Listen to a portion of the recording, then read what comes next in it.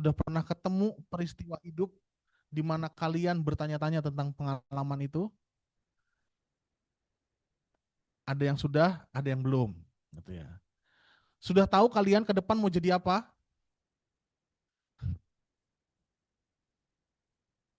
Sudah? Nah, jadi eh ya kehidupan kita itu, ya, pernah nggak sih kalian itu bertanya-tanya, kenapa sih kok tiba-tiba saya lahir ada di dunia ini? Pernah nggak? Pernah? Atau nggak pernah berpikir seperti itu? Ya udahlah, hidupin aja, enjoy aja udah, gitu. Ya, ya, baik, lanjut. Bisa nggak? Oke, teman-teman. Ya. Sebenarnya pertanyaan dasar setiap manusia dari awal mula sampai hari ini ya, dari zaman dulu sampai sekarang, bahkan nanti ke depannya, pertanyaannya selalu sama. Sebenarnya tuh kita hidup di dunia ini tuh buat apa sih? Gitu ya. Itu pertanyaan paling mendasar. Semua orang bertanya demikian. Nanti kalau kalian sudah sampai pada pertanyaan itu ya bagus. Tapi kalau belum, semoga kalian siap-siap sampai pada situasi seperti ini. Pernah dengar istilah quarter life crisis? Pernah? Ya. Sebenarnya itu istilah yang muncul ya sekarang, tapi dasar dari pertanyaan quarter life crisis itu ya itu ya. Sebenarnya saya hidup itu mau ngapain gitu ya. Kerja udah, nanti kalau menikah saya menikah sudah. Ya, uang saya udah ada, terus saya mau ngapain? Hidup kok kayaknya ya begini-begini aja, nggak seru gitu ya. Nah, pertanyaan ini menjadi pertanyaan yang selalu muncul dari tiap pribadi manusia, ya, dari zaman dulu sampai sampai sekarang, gitu ya. Dan jawabannya macam-macam. Ya. Ini adalah beberapa jawaban yang saya coba kumpulkan, gitu ya. Yang pertama ya, saya hidup itu pengen punya kepenuhan hidup. Ya saya pengen kaya, saya pengen punya ini itu dan sebagainya. Saya pengen punya pencapaian ini itu dan sebagainya. Ya. Saya pengen menjadi pribadi yang sukses di bidang ini, di bidang itu dan sebagainya. Dan kita menemukan ya banyak orang yang sampai pada titik ini, gitu ya. Tapi kemudian selalu pertanyaannya adalah what's next gitu ya. Lanjutannya mau ngapain? Ada juga orang yang oke, saya hidup saya mau cari kedamaian. Saya mau cari kebahagiaan saya sendiri. Ya. Macam-macam. Ada yang asik dengan hobinya, ada yang asik dengan pekerjaannya, ada yang asik dengan komunitasnya. Ya. Pokoknya saya pengen cari kedamaian, saya cari ketenangan. Yang penting saya happy, saya gembira. Gitu. Ya. Nah, silahkan nanti kalian bisa bertanya-tanya, saya itu di bagian yang mana, atau saya sudah sampai di mana. Tapi ada juga orang yang semakin kemudian mendalam, dia bertanya, saya ingin supaya hidup saya itu punya makna. Gitu ya. Hidup saya itu supaya nggak gini-gini aja, saya pengen punya makna. Ya, maknanya lalu dia mencari dengan berbagai macam cara. Ada dengan dia aktif di bidang ini, itu, dan sebagainya. Ada yang dia berusaha berbuat baik untuk orang lain, buat dirinya, untuk keluarganya. Ya. Yang penting saya merasa hidup saya bermakna. Gitu ya. Lalu kemudian ada juga yang merasa ya saya harus life balance ya. Semuanya harus seimbang. Pikiran, hati, jiwa kita itu seimbang. Gitu ya. Lalu orang ya mencoba menyesuaikan itu semua. Ya. Kenapa demikian? Ya karena ya orang merasa ya saya pengen di dunia ini hidup saya itu ya menyenangkan. Saya pengen hidup saya itu seimbang dan sebagainya. Tetapi teman-teman, ya, menjadi menarik ketika kita berusaha mencintai kehidupan ini, ternyata toh pada akhirnya ujung dari kehidupan kita semuanya itu adalah kematian. Pernah sadar nggak kenapa ya saya udah dilahirkan tapi tiba-tiba suruh meninggal. Nah, lalu seakan-akan semua yang kita buat ini, kita cari ini, semuanya jadi sia-sia. Bayangkan saya udah bekerja, saya bisa bangun rumah sebesar ini, saya bisa beli ini itu, saya punya segala sesuatu, tapi tiba-tiba dalam satu titik saya harus meninggalkan dunia ini. Lalu buat apa saya hidup? Gitu ya. Nah, ini menjadi menarik. Kenapa? Karena pertanyaan ini juga menjadi pertanyaan eh, semua orang dari awal mula sampai hari ini. Dan orang berusaha menjawab situasi kehidupan ini ya dengan berbagai macam cara. Ya, jadi kenapa manusia harus ada di dunia ini? Kenapa manusia pada akhirnya sudah mencintai dunia ini lalu harus mengalami kematian? Ya. Nah, ini memang pemikiran yang mendalam. Maka dalam konteks semacam inilah ya, muncul agama-agama yang memberikan jawaban atas peristiwa kehidupan yang kita miliki, termasuk di dalamnya adalah kekristenan, Katolik. Maka lanjut. Nah, ini adalah gambaran siapakah manusia itu menurut kitab suci. Ini saya ambil semuanya dari Perjanjian Lama. Ya. Jadi kalau kalian atau kita bicara tentang manusia, kita ini siapa menurut kitab suci Perjanjian Lama, ya, manusia itu ada 4 sifat ini. Yang pertama, manusia itu sebenarnya makhluk mulia. Kita diciptakan secitra dengan Allah. Kita serupa dengan Allah. Ya. Lalu manusia itu berbeda dengan binatang. Yang membedakan apa? Punya kebebasan, freedomnya. Kita semua di sini bebas ya, lahir dengan bebas. Gitu. Kalau manusia dia mencari makan itu untuk bertahan hidup, kita manusia mencari makan untuk memenuhi mimpi-mimpi kita, keinginan-keinginan kita. Hal yang berbeda. Maka manusia itu makhluk yang mulia. Tetapi teman-teman coba sadarin ya, walaupun kita makhluk mulia, kita punya sisi yang kedua. Kita adalah makhluk yang rapuh. Ya. Di sana dikatakan ya, hidup itu absurd. Ya. Tahu nggak absurd itu maksudnya apa? Absurd itu nggak jelas, gitu ya. Ya. Bisa tiba-tiba kenyang, tiba-tiba lapar, gitu ya. Tiba-tiba hidup kita enak, tiba-tiba menderita, gitu. Saya tiba-tiba jatuh cinta sama dia, tiba-tiba saya nggak jatuh cinta lagi, dia biasa aja. Nggak jelas hidup ini, gitu ya. Orang dilahirkan, udah dilahirkan tiba-tiba meninggal, gitu. Nggak jelas, pokoknya ya udah kejadiannya begitu, gitu ya. Jadi hidup manusia itu absurd. Dan selain absurd, kita juga mengalami yang namanya penderitaan. Maka hidup itu kadang-kadang seperti kutukan. Nah, coba pernah nggak ngalamin seperti itu? Kok hidup saya kayak dikutuk ya? Saya buat ini itu nggak berhasil. Saya ngejalanin ini sudah sebaik mungkin, ya tetap aja diperlakukan tidak baik dan sebagainya. Kenapa? Karena kita manusia itu rapuh. Nah, lalu kemudian bukan hanya rapuh, secara spiritual kita makhluk manusia adalah makhluk yang berdosa. Kita punya situasi di mana ya kita jatuh ke dalam dosa. Dan menurut gereja Katolik atau menurut kitab suci, ya, karena kita jatuh ke dalam dosa atau yang disebut dengan dosa asal itulah, lalu kemudian manusia mengalami yang namanya kematian. Ya, jadi manusia pada awalnya mulia, tapi dia juga karena dia mulia, dia itu abadi. Tapi karena dosa Adam, dosa Hawa, maka manusia jatuh ke dalam dosa. Dan salah satu dampak dari dosa itu adalah kematian. Maka kita semua ini harus menebus dosa itu melalui kematian.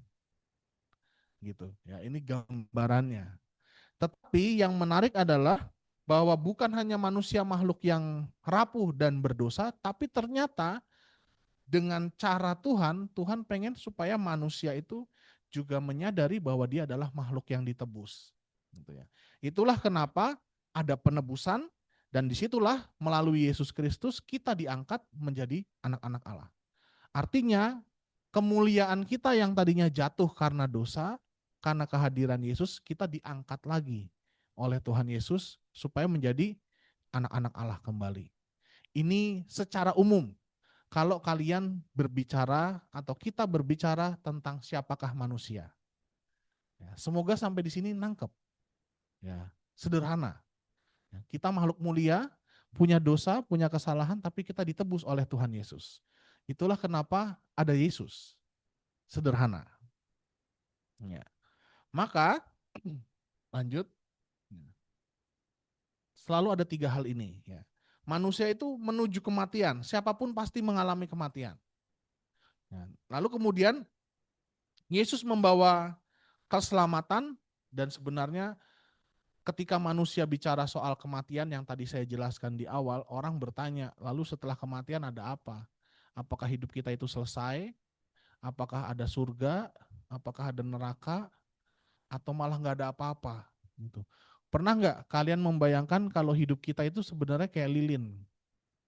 Tahu ya lilin ya? Yang kalau kita dengan menjentikan jari, selesai, dia mati, hilang.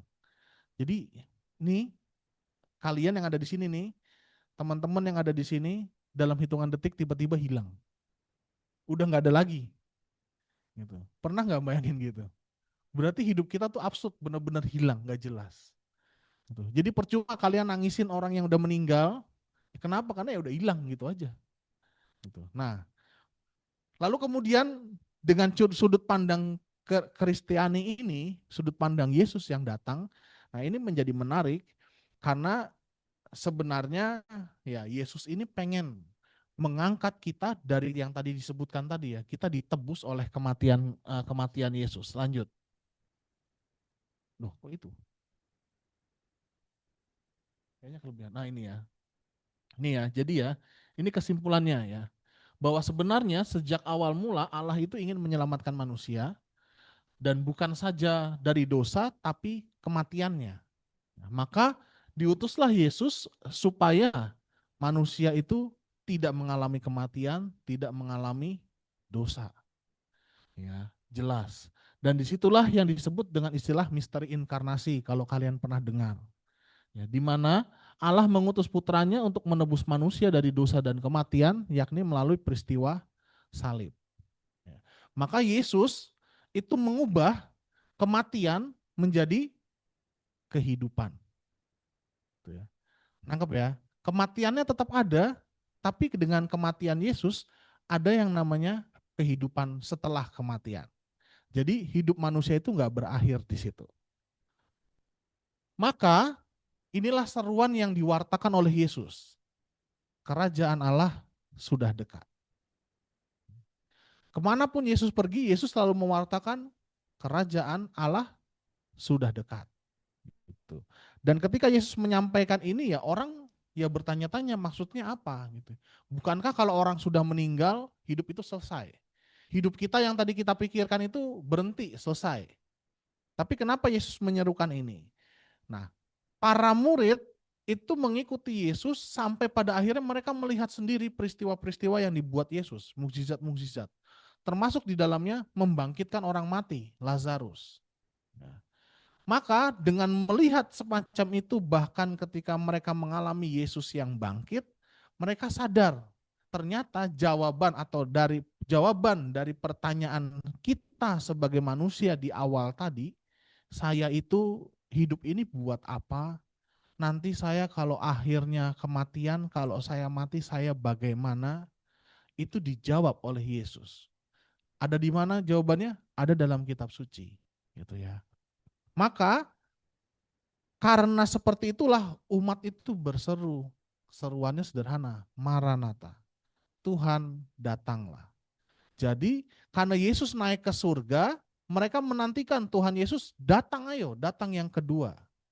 Ya. Kedatangan Yesus yang kedua inilah yang akan mengubah hidup kita sebagai manusia ini. Yang tadinya mengalami kematian akan dihidupkan oleh Tuhan Yesus. Ya, jadi ini adalah kerinduan umat. Tuhan datanglah. Atau bisa diartikan yang lain ya, Tuhan sudah datang gitu ya.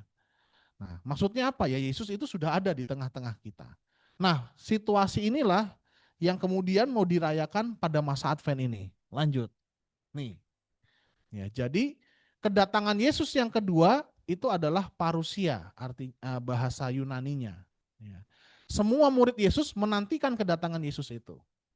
Nah, kedatangan itulah yang kemudian kita rayakan atau kita nantikan pada masa Advent yang kita rayakan pada saat sekarang ini.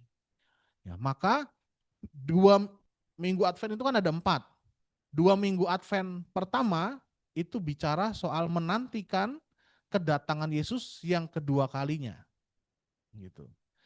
2 minggu kemudian, 3 dan 4 itu mengingat kedatangan Yesus yang pertama kalinya, yakni ketika Natal. Gitu ya, supaya kalian bisa nangkep gambarannya kenapa gereja merayakannya seperti ini. Menariknya adalah kedatangan Yesus yang kedua itu berarti adalah soal lanjut ini akhir zaman gitu. Jadi para murid Yesus dari zaman dulu menantikan supaya Yesus itu datang kembali, ya. Supaya apa? Supaya ada ini akhir zaman ini.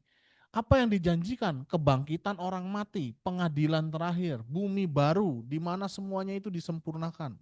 Nah, kalian bisa baca ini di mana? Di kitab Wahyu. Ya. Semuanya ada diceritakan jelas di sana. Gitu. Jadi para murid menceritakan ini.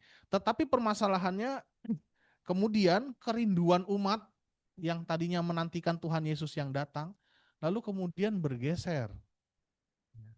Bayangkan, ya, kalau kalian teman-teman ke gereja minggu ini misalkan kemarin, bacaannya itu tentang akhir zaman, gitu ya.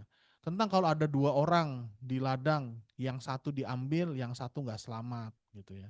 Kalau ada 2 perempuan lagi di ladang, yang satu selamat, yang satu nggak selamat. Jadi gambaran tentang akhir zaman itu mengerikan. Lalu orang takut. Nah, kira-kira kalau teman-teman sekarang harus ngalamin yang namanya akhir zaman, siap nggak? Pertanyaannya, kan gitu. Siap nggak?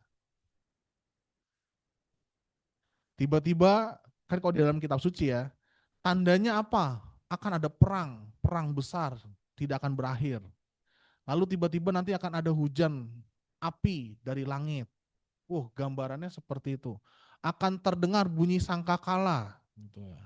Nah, kalau teman-teman cari di TikTok atau di Instagram atau di YouTube gitu ya, suara trompet sangkakala itu ada terdengar. Lalu ini orang bertanya-tanya, ini apakah ini tanda kiamat dan sebagainya gitu ya. Nah, ini kan menjadi menarik ya. Akhir zaman ini. Kedatangan Yesus kedua yakni akhir zaman. Dan ternyata ramalan atau kepercayaan atau iman kita tentang Yesus datang di akhir zaman ini itu menjadi ramalan yang kuat sekali dan semua orang menantikan itu. Ya, bahkan kalau uh, uh, uh, di Yerusalem, ya, di kota Yerusalem sekarang orang itu dimakamkan, makam itu ngadepnya ke timur. Ya. Alasannya apa? Alasannya bukan karena matahari terbit, tapi mereka percaya bahwa Yesus itu nanti akan turun dari langit, dari timur. Sehingga mereka yang paling timur itu dibangkitkan duluan. Nah, itu gambaran sederhananya. Mereka pengen, ya saya adalah orang yang dibangkitkan lebih dulu. Ya, kenapa? Karena Yesus menjanjikan ini, kebangkitan orang mati itu tadi. Orang-orang yang mati dalam situasi baik, ya dia akan dibangkitkan bersama Yesus.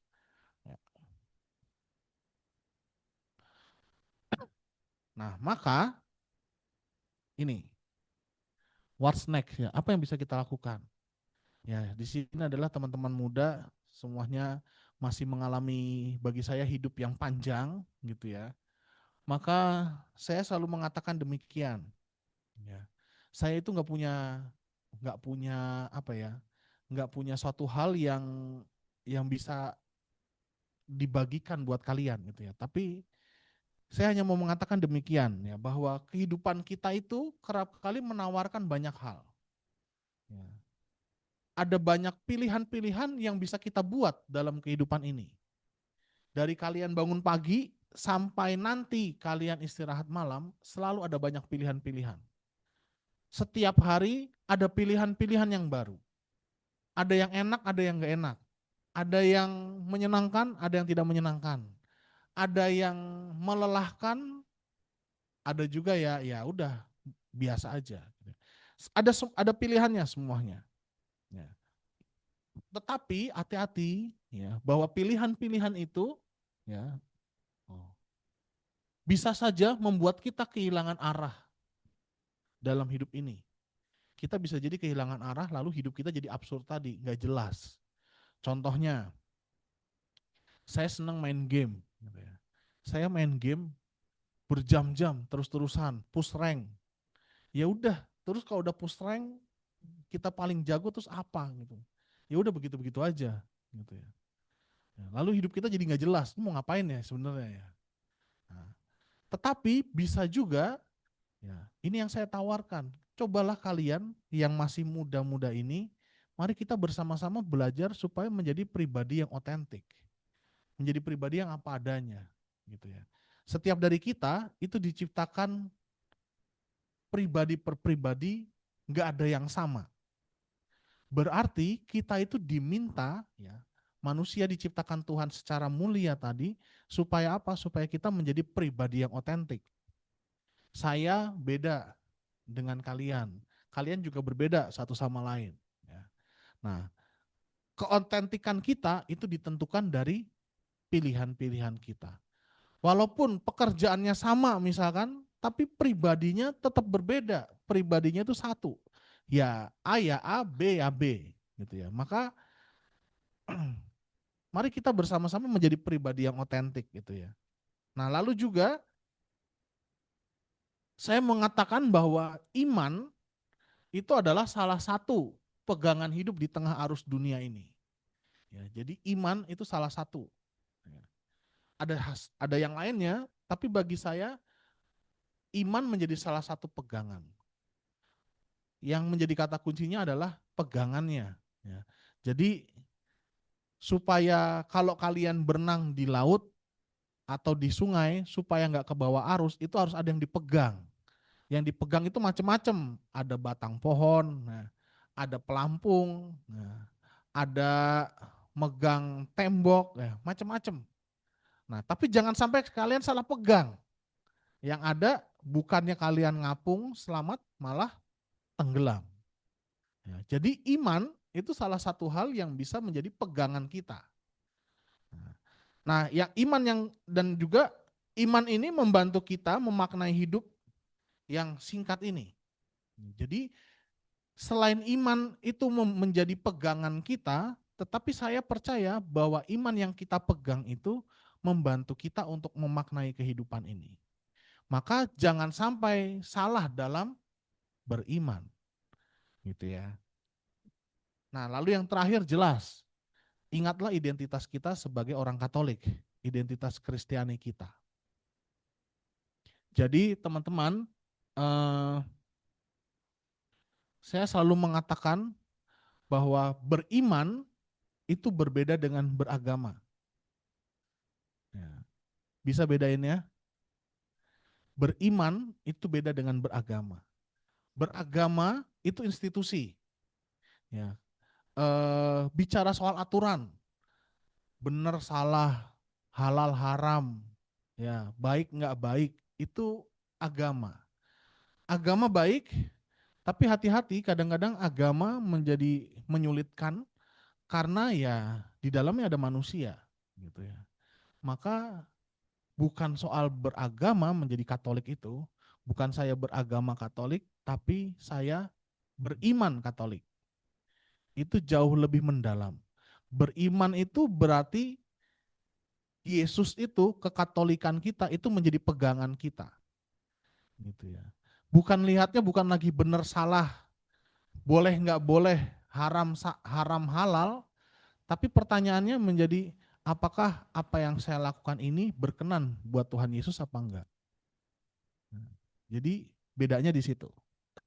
Nah, yang sebelah kanan ini, ya ini tantangan di zaman ini. Saya kira teman-teman, ya, arus kita sebagai anak muda menurut saya selain banyak hal yang lain di dalam itu semua, ya. Tetapi yang paling banyak mempengaruhi pengalaman saya dari sharing-sharing dengan teman-teman muda yang lain itu hal-hal ini, ya. Mental illness, ya. Sekarang tuh mulai muncul. Ya nggak tahu di sini ada yang punya mental illness nggak, ya. Yang paling sederhana itu depresi. Depresi itu berarti di atasnya stres. Jadi orang udah stres, dia bingung dia mau ngapain, banyak tekanan, tekanan yang meningkat itu namanya depresi. Ya. Depresi itu dampaknya macam-macam, susah tidur, ya, asam lambung naik, ya. Nah, jadi macam-macam ya kayak gitu ya. Nah, silahkan kalian lihat sendiri ya dalam kehidupan kalian ya. Nah, lalu ada juga ya FOMO ini ya, fear of missing out ya. Kita ketakutan ketinggalan berita gitu ya. Kita ketakutan ketinggalan hal-hal yang viral sekarang gitu ya. Kita harus nyobain, wah ini kalau ini hidden gem ini, wah kita harus datangin gitu ya. Ya, jadi ya kita pengen seperti itu. Bukannya nggak boleh, boleh silahkan, tapi harus sadar. Jangan sampai saya terbawa arus. Ya, jadi kalau kalian lagi berenang di arus dunia ini, oh iya ya, ini sadar nih, ini ada yang kayak gini situasinya. Ya, lalu ada YOLO ya, you only live once ini ya. Jadi karena hidup kita ini cuma sekali, ya udahlah nikmatin hidup senikmat-nikmatnya gitu ya. Tapi juga sebenarnya ada sisi positifnya. Ya. Justru karena hidup sekali, ya sudah saya memaknai kehidupan ini sedalam-dalamnya. Saya gali hidup saya sedalam-dalamnya gitu ya. Nah lalu ada juga ekspektasi sosial yang tinggi. Ini penting buat anak muda zaman sekarang, ekspektasi sosial yang tinggi. Kenapa? Karena hidup kita rata-rata semuanya dipengaruhi oleh media sosial. Ya. Maka jangan kaget bahwa sekarang pencapaian kita itu kerap kali lebih sulit daripada orang-orang zaman dulu. Kenapa? Karena kalau zaman dulu yang dibandingkan itu hanya orang-orang terdekat. Jadi misalkan saya punya 4 bersaudara, saya hanya dibandingkan adik kakak atau mentok-mentok anak tetangga. Ya. Kalau sekarang enggak, kalian bisa dibandingkan dengan orang lain, bahkan orang lain di belahan dunia yang lain. Orang ini bisa begini, orang ini bisa begini, gitu ya. Sekarang kalau dulu misalkan, kok kamu bodoh sih, anak tetangga, anaknya bu ini lebih pintar dari kamu, kok dia bisa pintar, kamu enggak. Zaman dulu cuman itu. Nah, zaman sekarang orang bandinginnya nggak begitu. Itu Steve Jobs nggak sekolah dia bisa pinter gitu ya, bisa kaya gitu ya. Orang bandinginnya begitu. Coba bayangin kalian ya dalam situasi kita setiap hari dibandinginnya sama seperti itu. Itu kan akan membuat ekspektasi sosial ini yang membuat kepala kita pecah gitu ya. Itu baru salah satu, belum jodoh. Nah, saya paham kenapa anak-anak muda OMK kita pada zaman sekarang itu sulit nyari pacar, ya karena ekspektasi sosialnya ini tinggi. Ya. Belum lagi ekspektasi sosial yang kita bangun sendiri. Makanya banyak sekali pasangan-pasangan muda yang baru menikah itu goyah hanya karena standarnya itu disesuaikan dengan media sosial. Gitu ya. Oh kalau laki-laki zaman sekarang menikah harus begini, begini, begini. Gajinya harus segini. Bisa ini, itu, dan sebagainya. Gitu ya. Wah perempuan zaman sekarang yang dianggap cantik itu harus begini, begini, begini, begini. Jadi ya ekspektasi ini yang bisa seringkali mematikan kita. Nah dampak paling dalamnya ya ini, krisis identitas. Di tengah arus yang seperti itu, di tengah putaran waktu yang seperti itu, di tengah cepatnya media sosial yang berjalan, kita itu tenggelam di situ lalu kita kehilangan jati diri kita sendiri. Saya itu siapa ya? Gitu. Saya itu nggak jelas gitu ya. Saya itu mau jadi pribadi apa gitu. Nah, teman-teman hati-hati. Nah, pada malam hari ini saya mengajak kepada teman-teman semua untuk melihat situasi diri kalian masing-masing. Ya, saya udah ngalamin itu belum ya? Hati-hati, jangan sampai kita tenggelam dalam situasi arus seperti itu. Lanjut. Nah, saya tidak mengajarkan ini wajib atau harus, tapi sebagai bentuk kita sharing bersama, kita berjalan bersama. Bagi saya anak muda itu adalah saat dimana kita bisa bereksperimen dengan hidup ini. Kita bisa menemukan banyak hal. Maka harapan saya ya, yang bisa saya bagikan buat teman-teman, ya, yang pertama berimanlah dengan serius. Ya. Ingat ya, beriman dengan serius, bukan beragama dengan serius. Ya, jadi buat saya itu beragama itu santai aja, tapi berimannya serius, gitu ya. Kita tuh nggak usah ribut soal rebutan bangku di gereja, nggak usah. Ya, tapi soal cara saya beriman, cara saya berdoa kita serius. Nangkep ya bedanya ya. Ya. Lalu menjadi pribadi yang selalu punya pengharapan bahwa segala sesuatu itu Tuhan akan berikan yang terbaik nantinya. Percaya aja. Gitu.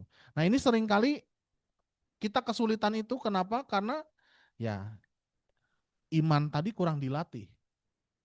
Coba kalian percaya bahwa segala sesuatu dalam kehidupan ini pasti akan menjadi baik setelahnya.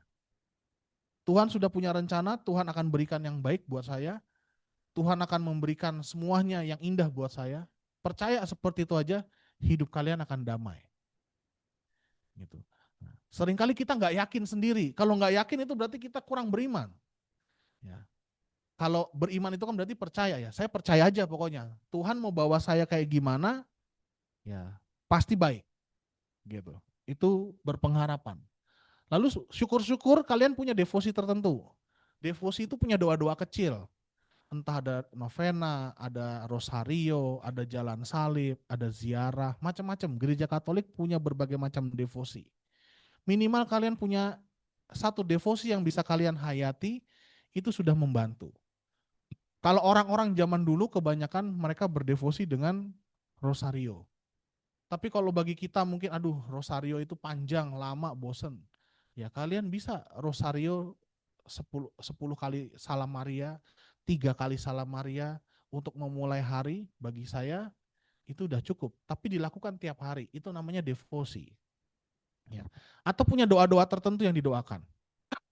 Nah yang ketiga itu membaca dan merenungkan kitab suci.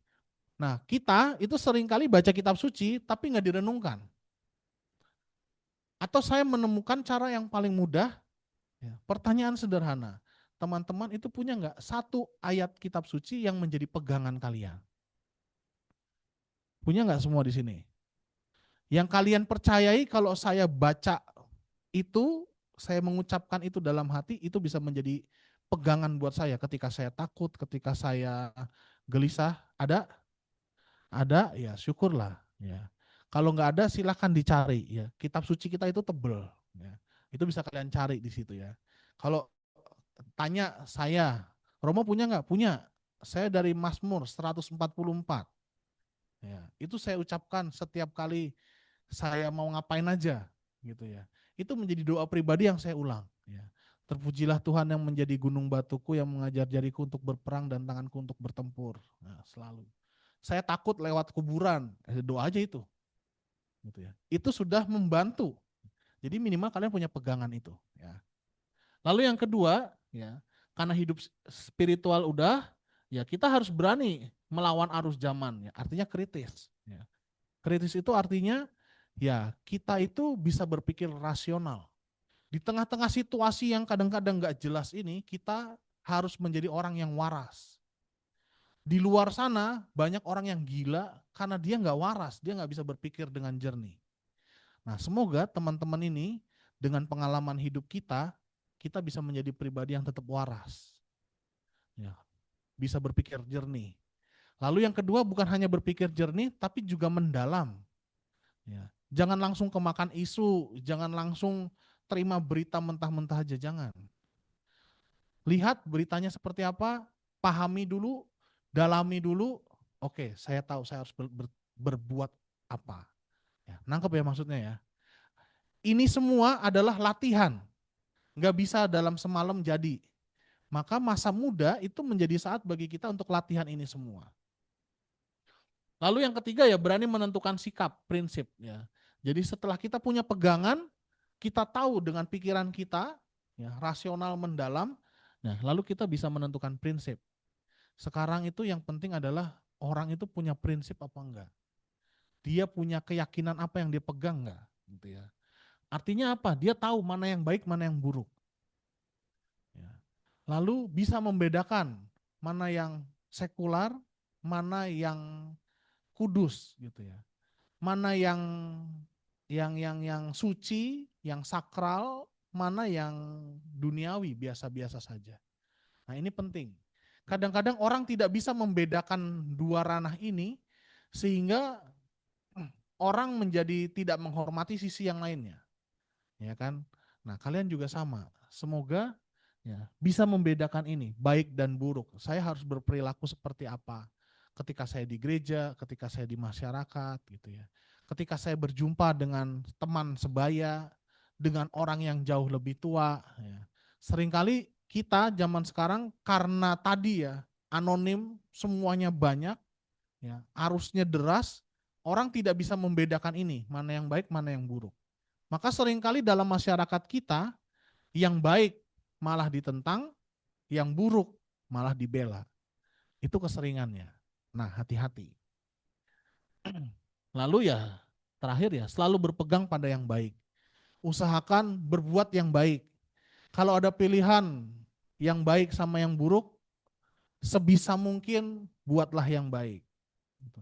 Kalau ada buruk, carilah yang buruknya paling pendek, yang paling kecil. Itu namanya minus malum. Ya, jadi daripada saya buat buruk yang paling buruk, lebih baik saya buat buruknya yang paling ringan. Gitu ya. Nah, kurang lebih seperti itu. Ya, jadi kita selalu berusaha mencari yang baik di tengah-tengah situasi yang kacau balau ini. Gitu ya. Nah, teman-teman, ini adalah 3 poin yang saya mau bagikan kepada kita semua supaya apa? Supaya tadi ya dalam menantikan Tuhan, ya, kita bisa mengisi kehidupan kita. Ya, kalau nanti silahkan setelah ini kita mau sharing, mau berbagi, mau cerita, mau bertanya jauh lebih dalam silahkan. Tapi maksud saya demikian. Tadi saya katakan Tuhan, manusia itu bertanya tentang kehidupannya, lalu kemudian kekristenan, gereja Katolik hadir, Tuhan Yesus hadir dengan menawarkan bahwa kehidupan ini itu menjadi bermakna sampai nanti saya datang kedua kalinya. Ya. Di balik itu ya ada kehidupan setelah kematian. Supaya kita bisa mengisi kehidupan ini menjadi bermakna sambil menantikan Tuhan yang datang, nah kita itu ditantang untuk menemukan siapa diri kita di tengah arus zaman ini. Sehingga apa? Sehingga pada akhirnya kalau nanti Tuhan datang, ya, kita itu bisa dengan bangga menunjukkan siapa diri kita kepada Tuhan. Itu saja yang saya mau sampaikan kepada teman-teman. Semoga bisa dipahami. Saya berusaha memakai istilah yang sesederhana mungkin. Semoga bisa ditangkap. Demikian dari saya. Silakan kalau ada pertanyaan, ada sharing dan sebagainya.